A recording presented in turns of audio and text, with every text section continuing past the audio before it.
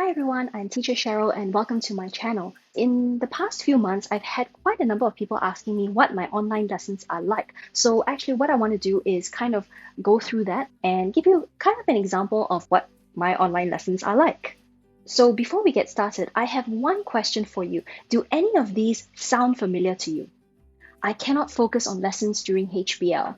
I'm not learning anything during HBL. HBL is so boring. I don't know what's going on during HBL lessons. Now, these are actual comments that my students have given to me when I was asking them about their HBL lessons in school. So in this video, I kind of want to go through why my online lessons are actually different from the HBL that many students have experienced in school. So first of all, there are some problems with HBL. HBL is definitely not as effective as traditional schooling methods because HBL is basically used more as a supplement to the teacher's classroom teaching itself. And most of the time, what happens is students will just have to watch a video and they complete a worksheet based on that video. So, this makes it very, not interactive and not engaging for the students as well. That's why most of them think, okay, HBL actually is very boring. And they have this kind of misconception that, because HBL is boring means all online lessons are like that as well. And that brings me to the first misconception that online lessons are boring like HBL. Now, in my lessons, I try to use a wide range of materials and activities in every lesson. I also try to ensure that learning is purposeful, is meaningful, and that students are able to interact in many different ways, either with me or with their classmates. I also try to encourage reflective learning, so I usually get students to reflect at the end of the lesson, especially what they have learned for that particular lesson. Okay, what I want you to do is in the chat box, can you just tell me about one thing you have learned from today's lesson? Okay, and I want you to be specific. Let's say you have learned how to answer a specific type of question. We went through ironic questions, right? So you tell me about that as well. Okay, that's interesting. Yeah. Someone talking about how there's benefits of chess, even though personally they may think that yes, there's lots of disadvantages. True, I think any game has advantages and disadvantages, of course. Nothing is ever perfect in that sense. And I also ask them a lot of thinking questions. So I don't usually give them answers. Like, for example, when I mark their writing, I ask them a lot of questions instead of telling them, okay, this sentence should be written like this. What I do instead is to ask them a question that gets them thinking about how they can further improve their writing.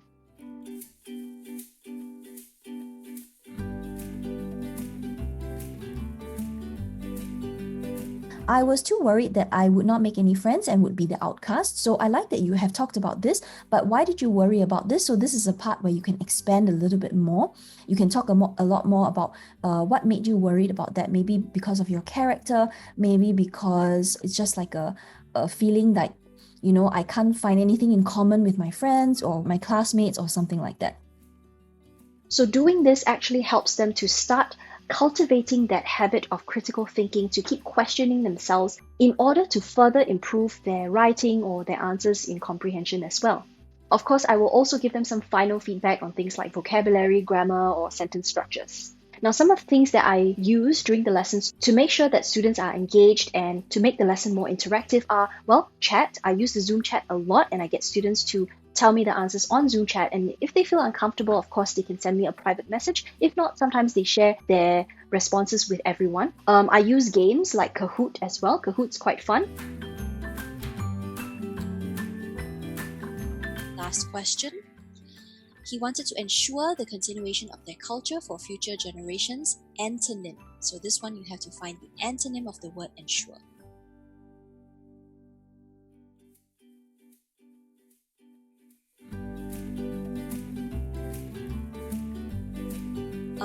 Okay. Jeopardize. Yeah, most of you got jeopardize. Yes, that's true. Because the continuation of their culture, he wants to make sure that they continue, right? But then, because we're asking for an antonym, so antonym, the opposite is to kind of jeopardize it. To safeguard means to protect it. So we want the opposite meaning. Another tool I use is Google Docs because I can see what students type in live, and students can also share their answers with each other and also comment on each other's work as well.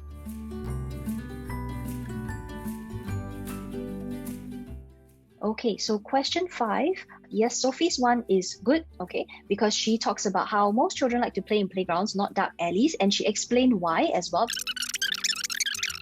Angie says this statement was ironic as the word dark usually scares children and it is creepy. Okay, good. So you... Yep, Adrian, even though the playground is the best place to play, the writer prefers dark alley, so you need to explain why. Why needed? Because that's not enough, right? You need to say, like I said, talk about the playground first,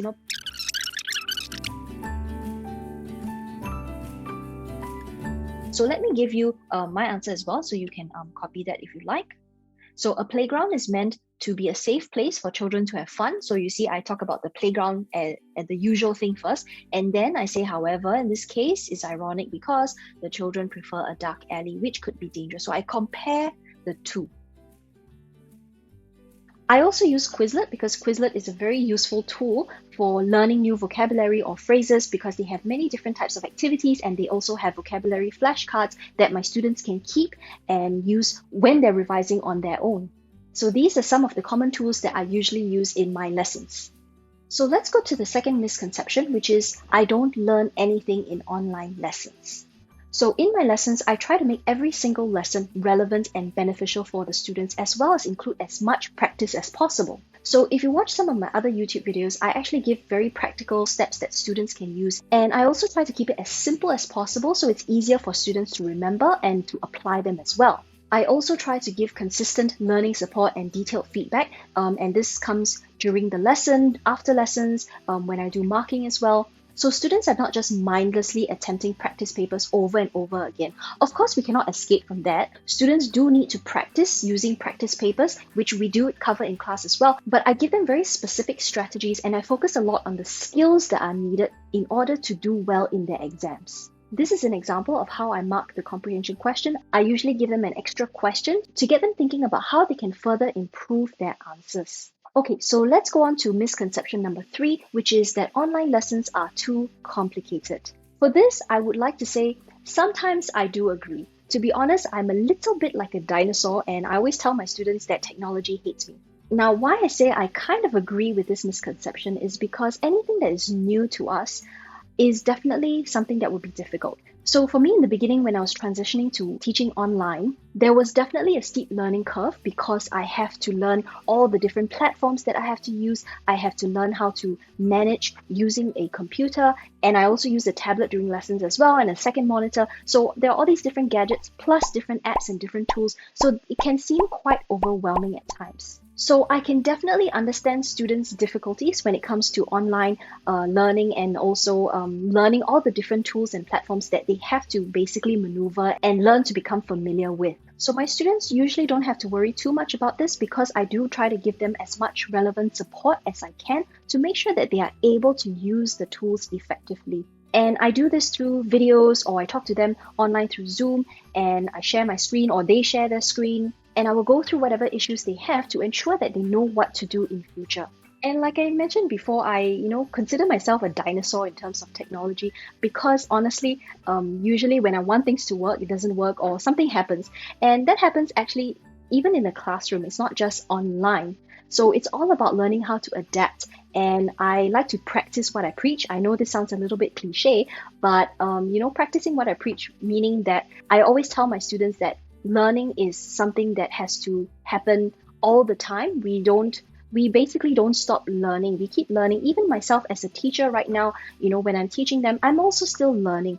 And so I'm constantly keeping myself up to date with different tools that I can use, or maybe even current tools that I'm using. I try to figure out how I can use it better, more efficiently, more effectively in that sense. And this definitely helps me to overcome all these difficulties with technology. So to sum up for this particular misconception, yes, online lessons can be complicated if you make them to be complicated, especially if you're using many different tools and apps that you are unfamiliar with. However, once you have learned how to use them, it actually becomes easier. And especially for this generation of students, they grew up in this technological era. And so they are more exposed and more familiar with technology, so they tend to adapt a little bit more faster than people like me or people of around my age anyway. Alright, so the last thing I want to share with you is what some of my students have said about my lessons. So the first student is Afik, and this is what he said, that she has a fun and unique way of teaching online which helps me understand English better. And of course, he showed some improvement in his English after taking lessons with me. Now, the second student, this was from my student's mom actually, and she said that they were from another tuition center. So this student, she was getting C5 for her English, and she didn't really see much improvement even after attending many lessons. So after switching to lessons with me, her daughter actually started enjoying my lessons. She was looking forward to the lessons, and she showed a lot of improvement, and she actually eventually scored a B3 in her O-level English. Okay, so I'm just going to summarize this video. So basically, I want to say that online lessons, my online lessons specifically, are really not like HBL. They are actually very different. And it is possible to learn effectively with online lessons. I also want to say that, as I mentioned before, online lessons are only as complicated as you want them to be. As I said right in the beginning, there will be a little bit of a learning curve because you need to familiarize yourself with the different tools and apps that are needed. But this is the same for everything. So for example, if you don't know how to swim and I throw you into the pool to swim, of course you're going to find it difficult as well. So this basically is the same for anything, including online lessons. So I hope this video has provided you a little bit of insight in what my lessons are like. Of course, if you want to get a better idea of how my lessons are like, I would recommend that you join my classes. You can, of course, sign up for a trial lesson first. If you like this video, please give it a like and also subscribe to my channel where I have other mini lessons focusing on the different components of the English exam. So that's it for this video. I'll see you in the next one. Bye!